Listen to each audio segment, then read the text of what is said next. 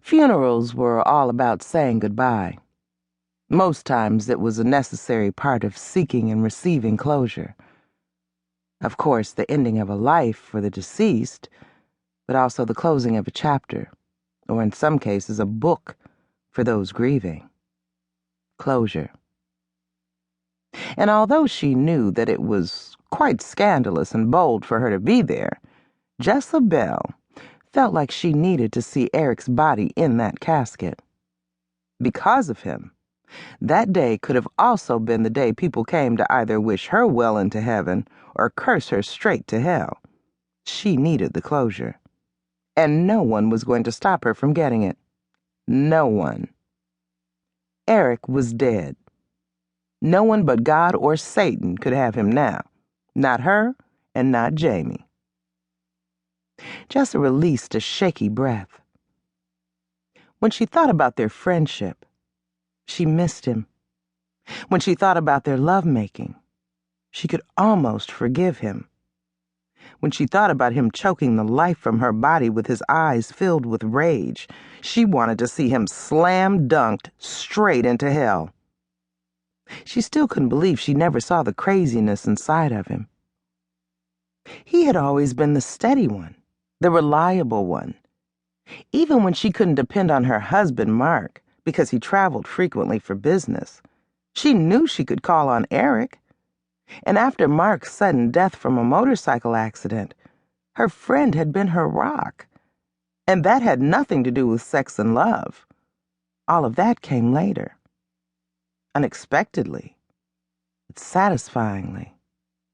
As if it was meant to be from the very beginning and they just didn't know it. If I knew it would all end like this, I never would have crossed that line.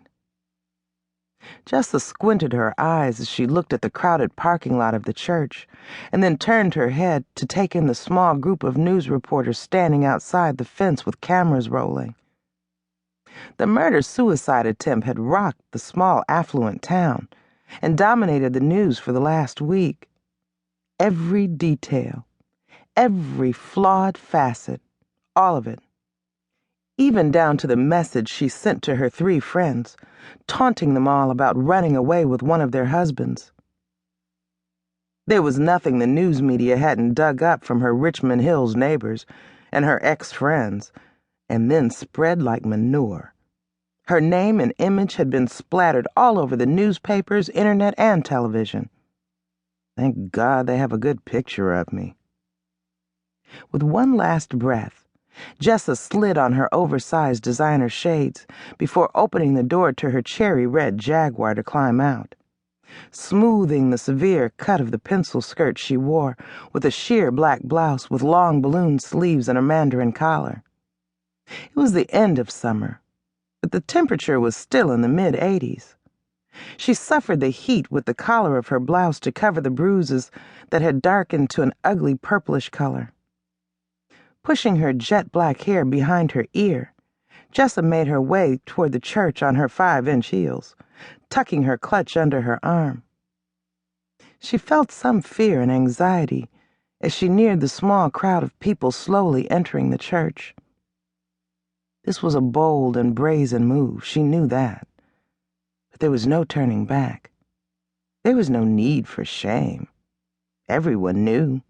Everyone judged. But still she had to live. There was no need to hide. I am a victim in all this.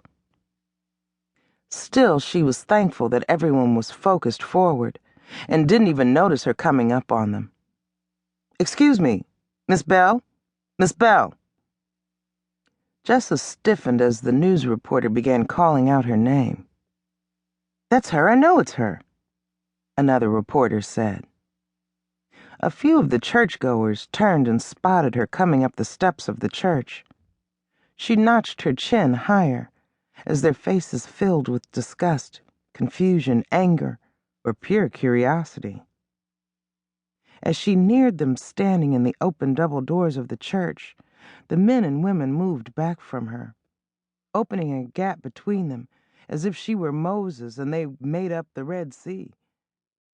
There wasn't an available seat in the entire church.